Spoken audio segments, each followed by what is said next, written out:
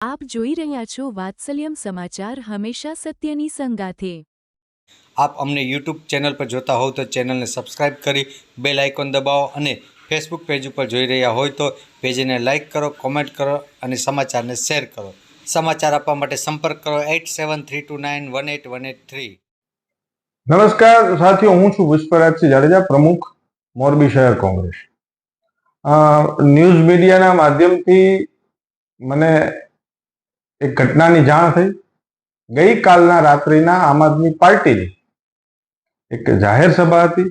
એમાં આમ આદમી પાર્ટીના પ્રદેશ પ્રમુખ સહિતના તમામ નેતાઓ હતા અને એ જાહેર સભાની અંદર એક સામાન્ય નાગરિકે પોતાના મનને મૂંઝવતા પ્રશ્નો જ્યારે આમ આદમી પાર્ટીના નેતાઓને પૂછ્યા તો જાહેરમાં મીડિયાની સમક્ષ એ વ્યક્તિને ફડાકો મારવામાં જે આવ્યો છે, એ યુવાનને ફડાકો માર્યો છે, એ ઘટનાને હું સખ્ત શબ્દોમાં વખોડી કાઢું છું। આવું ન બનવું જોઈએ।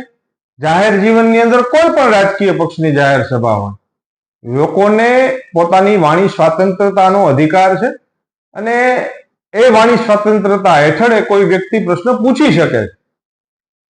તો ત્યાં પોલીસ પ્રશાસન પણ હતું।